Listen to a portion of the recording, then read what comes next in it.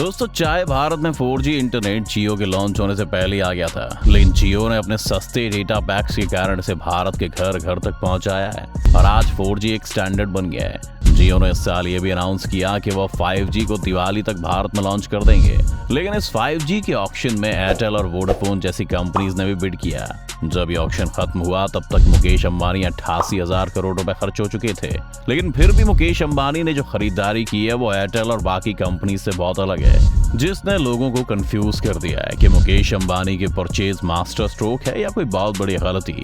इसलिए आज जियो की इस 5G स्ट्रेटजी को हम डिटेल में देखेंगे। इस वीडियो में बने रहिएगा अंत तक हमारे साथ। लेकिन वीडियो शुरू होने से पहले अगर आप चैनल पर नए हैं या आपने अभी तक चैनल को सब्सक्राइब नहीं किया है तो चैनल को सब्सक्राइब करना और बेल आइकॉन दबाना ना भूलें। मुकेश अंबानी के लिए ऑक्शन इतना कंट्रोवर्शियल इसलिए हो गया क्योंकि उन्होंने अपने 88,000 करोड़ में से 40,000 करोड़ रुपए सिर्फ 700 मेगाहर्ट्ज का स्पेक्ट्रम खरीदने में खर्च कर दिए। इस स्पेक्ट्रम के लिए किसी भी दूसरी कंपनी ने बिड तक नहीं किया और एयरटेल के सीईओ ने तो ये भी कह दिया कि वो स्पेक्ट्रम के लिए फ्यूचर में कभी बिड नहीं करेंगे। अब सोचिए कि जो चीज किसी को नहीं चाहिए उसके लिए 40,000 करोड़ रुपए क्यों खर्च किए गए। पहले समझते हैं कि 700 मेगाहर्ट्ज का स्पेक्ट्रम क्या है। इसके लिए हमें 5G को बहुत ही आसान भाषा में समझने की जरूरत है। मोबाइल नेटवर्क कुछ नहीं है, बस कुछ इलेक्ट्रोमैग्नेटिक वेव्स हैं जो टावर टू टावर ट्रैवल करती हैं। इन सभी वेव्स का कोई स्पेक्ट्रम होता है। ऐसे लो, मिड और हाई स्पेक्ट्रम में डिवाइड किया गया है। लो स्पेक्ट्रम में 700 से 900 मेगाहर्ट्ज की फ्रीक्वेंसीज आती हैं, मिड स्पेक्ट्रम में 1800 से 4200 मेगाहर्ट्ज की और हाई स्पेक्ट्रम में 26 गीगाहर्ट्ज तक की। लो स्पेक्ट्रम आपको हाई कवरेज देता है लेकिन स्पीड कम देता है। मिड रेंज में आपको स्पीड और रेंज का एक अच्छा मिक्स मिलता है और हाई स्पेक्ट्रम में आपको स्पीड तो सबसे ज्यादा मिलती है लेकिन एरिया ज्यादा कवर नहीं करता। अब मुकेश अंबानी ने 40,000 करोड़ रुपए खर्च किए हैं लो स्पेक्ट्रम पर, जिसमें स्पीड कम होगी लेकिन फायदा ये होगा कि कवरेज बहुत अच्छी हो जाएगी। यानी आप किसी गांव में भी हैं तो वहां पर भी आपका नेटवर्क खराब परफॉर्म नहीं करेगा। लेकिन कई लोग इसे बहुत ही चीप स्टेप भी मान रहे हैं क्योंकि जियो ने स्पीड के साथ कॉम्प्रोमाइज किया है। उनका कहना है कि जो स्पीड आपको एयरटेल दे पाएगा वो जियो में नहीं मिलेगी। तो ये देखना दिलचस्प होगा कि क्या जियो अपने इस बिजनेस मॉडल को सस्टेन कर पाएगा। Jio 4G, Jio Fiber and now Jio 5G। क्योंकि ज्यादातर 5G के कस्टमर शहरों में ही होंगे तो इससे क्या फर्क पड़ता है कि गांव में नेटवर्क आए कि नहीं।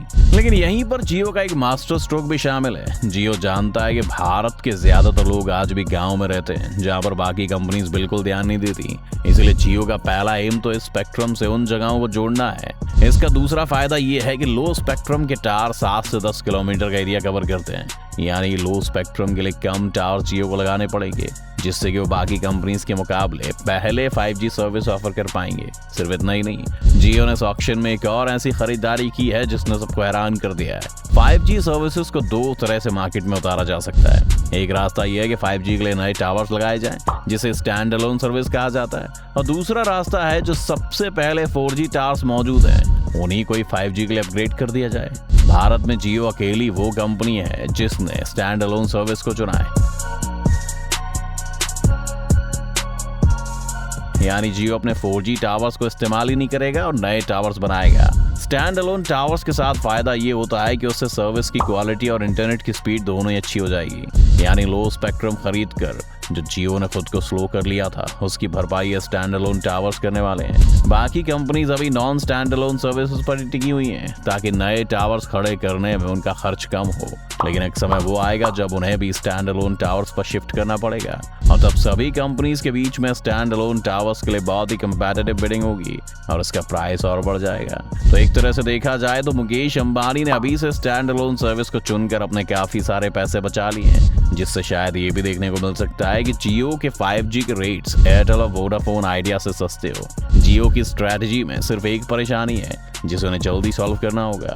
भारत में भी ज्यादातर फोन्स ऐसे हैं जो स्टैंड अलोन 5G सर्विस को सपोर्ट नहीं करते हैं। यानी ये मुमकिन है कि जब आप जियो का सिम लेने जाएं तो आपको पता चले कि आपका फोन ये वाली 5G सर्विस सपोर्ट ही नहीं करता है। अब सवाल ये है कि कितनी बड़ी प्रॉब्लम है।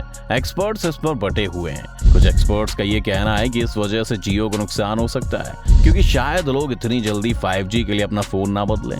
लेकिन वहीं दूसरा धड़ा है जो एक नए एंगल से इस प्रॉब्लम को देखता है। उनका कहना है कि 5G के लॉन्च होने के बाद अगले 1 से 2 साल तक ये सर्विस ज्यादातर शहर के लोग इस्तेमाल करेंगे और शहरों में हर 7 से 8 महीने में या फिर साल भर में लोग फोन्स बदलते हैं। इसके अलावा 5G सर्विस यूज करने वाले लोगों के पास ज्यादा परचेजिंग पावर होगी, यानी या तो उनके पास ऑलरेडी वो फोन्स होंगे जो स्टैंड अलोन 5G सर्विसेज को सपोर्ट नहीं करेंगे, या फिर वो जल्दी खरीद लेंगे। जब तक शहरों में जियो एक्सपैंड करेगा तब तक जियो और गूगल मिलकर एक दूसरे प्रोजेक्ट पर भी काम कर रहे हैं जो 5G स्टैंड अलोन सर्विस को सपोर्ट करने वाले अफोर्डेबल फोन्स को इंडिया में लॉन्च करेंगे।